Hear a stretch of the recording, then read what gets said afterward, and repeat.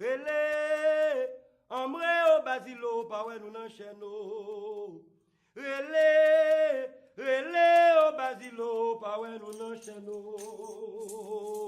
Rele o basilo, pawe nou nan cheno.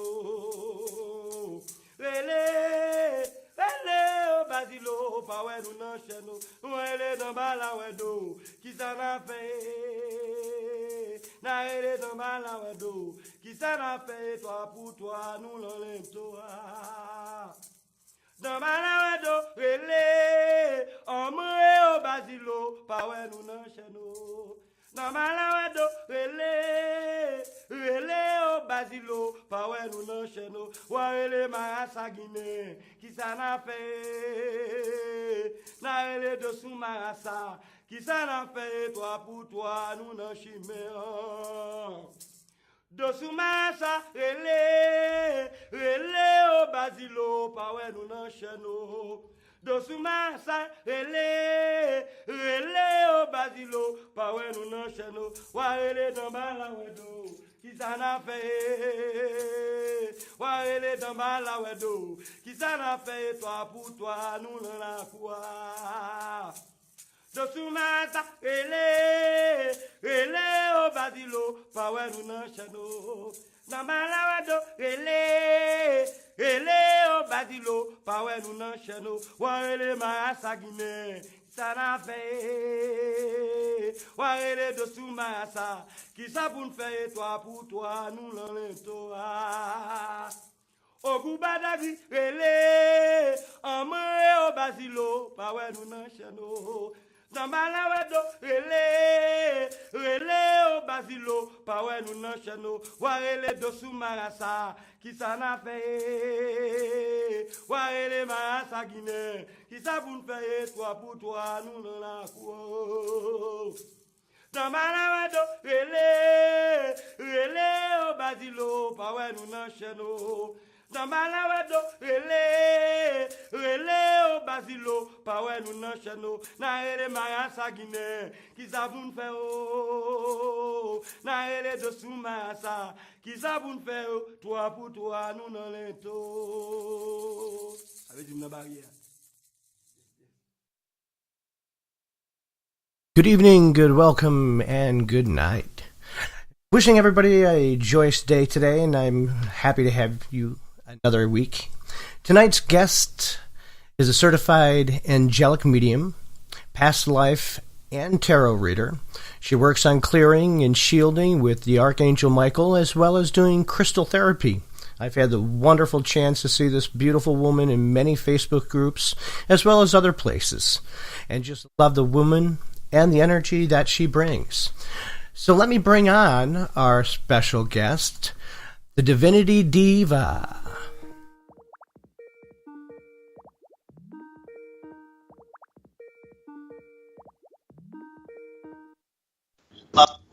Hey, are you with us?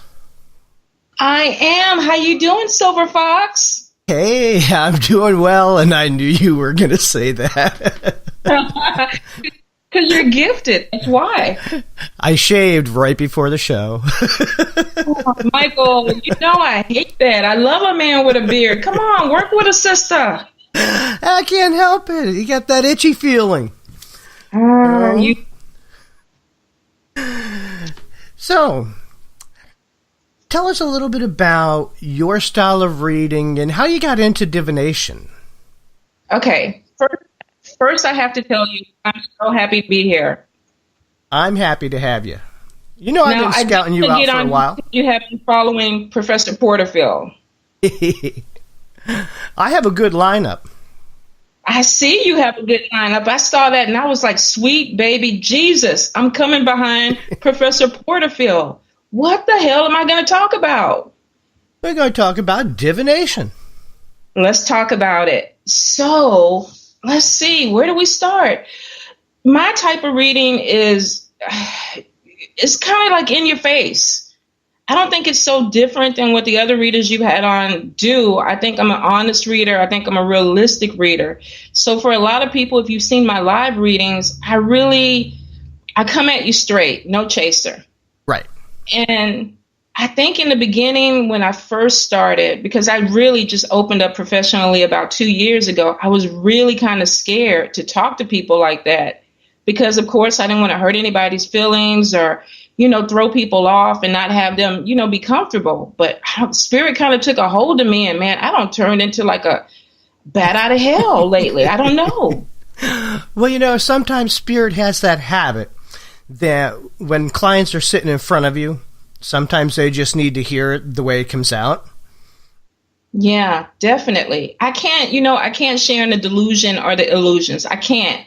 So I think when a lot of people come to me, and I warn them because a lot of people know how I read, but it is very direct. And I think as a reader, you owe it to your client to be as honest as you possibly can. I mean, of course, tactful. Now, we all know I don't have the best language in the world. Mine's not always that great either. Yeah, so that's why we're kindred spirits. But you know what? If it gets the point across, then it's good. I did what I was supposed to do. And I think that's the important thing. When we're doing readings for clients, they need to walk away with an understanding that they got the actual message. Absolutely. And sometimes, it's like having kids. You got to give them some tough love. Well, I think for a lot of people that come for readings, a lot of them do want the tough love. Now, you do have your few that, they want the rainbows and the unicorns. And there are readers out there, and I'm not putting them down or saying anything about some people, but there are angelic readers that are very comforting and nurturing. And the spin on the story, it may be the same, but the delivery is a lot softer. Yes. And I can appreciate that because sometimes we need that. But I think a lot of my readers, a lot of readers that I deal with, my friends and my clients and things that come to me, they expect my style. And a lot of people thank me for it because they've been stuck and they needed to hear it a certain way. Like you say, tough love. I mean, sometimes they got to get that shook up feeling, to just knock them out of where they are so they can actually see that clearer path. Absolutely. You remember when we first had a conversation and you told me, you said, you don't need those cards. Put those cards down.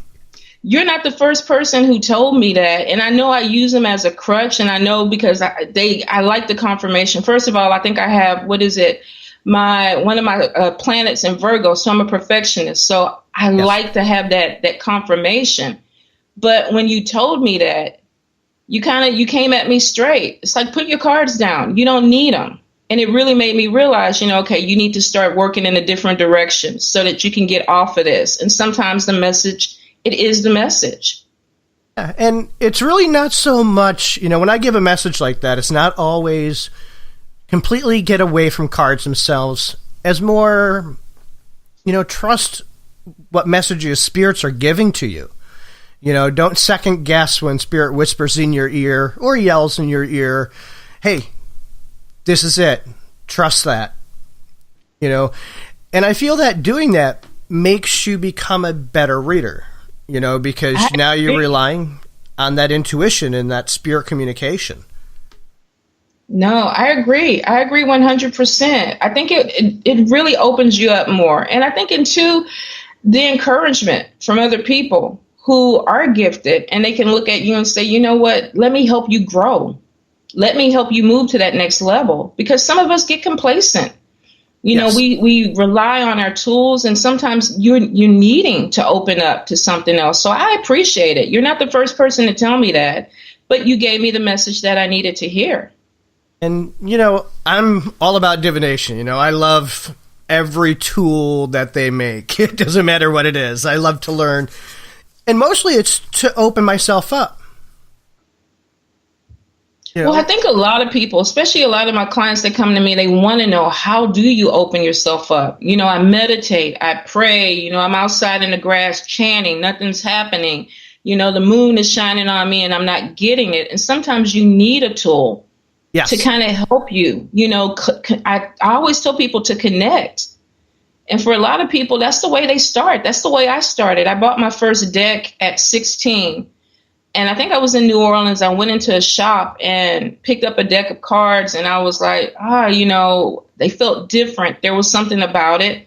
Took it home. And then I started realizing that the story was what I was living. And once you click on it and you connect and you start trusting your intuition, because you kind of know what you feel is actually what you're supposed to be doing or what you're feeling.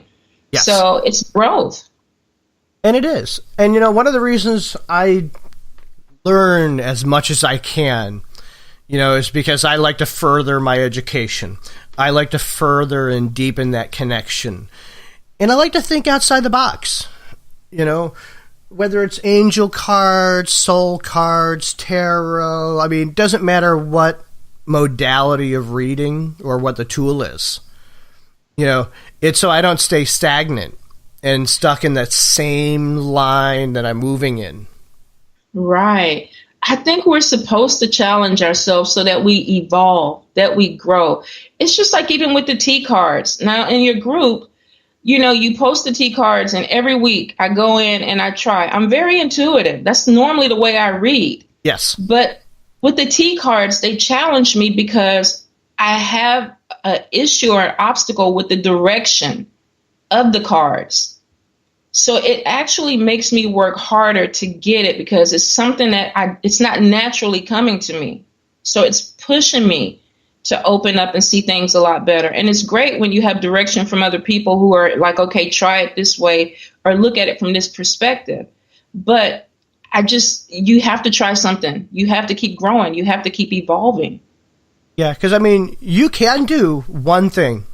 And as Professor Porterfield said last week, if you do one thing and you do it really great, then you don't need to go in any other direction. But, as new people in divination, and people that are learning and still evolving, sometimes they need to be able to sit there and try this and try that and try this to see what works and to see what helps opens them up and what they connect with. Yeah, serious. I get bored.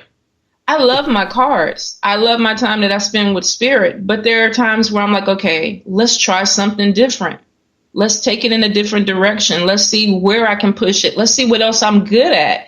And to do that, you really have to come out of the box. You should try different things. Like you said, tarot, I can connect with that. No problem. The T cards challenge me. And I like the challenge. With T cards, they tend to soften me up. They soften my deliverance of messages.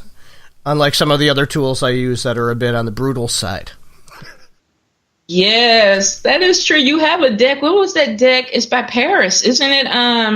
Well, the one I use a lot in Karen's deck, or Karen's group, is Karen's Faith, Hope, and Charity deck, which is her exclusive. There's only a few more decks left before they're gone. But it happens to be like one of the most beautiful decks that I own.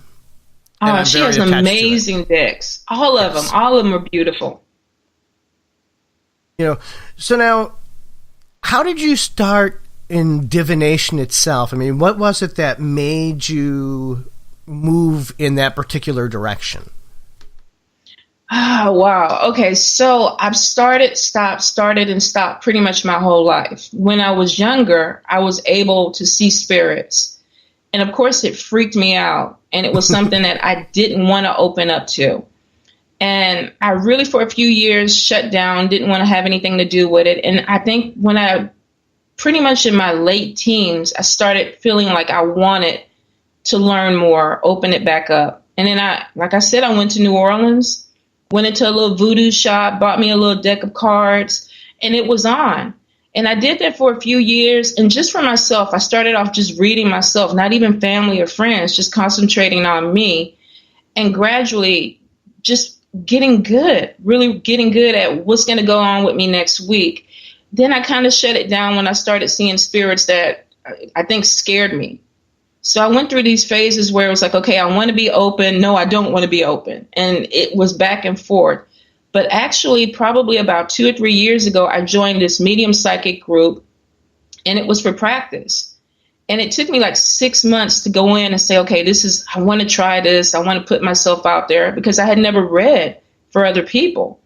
And it Right. was one of those experiences where you learn, you pull some cards, people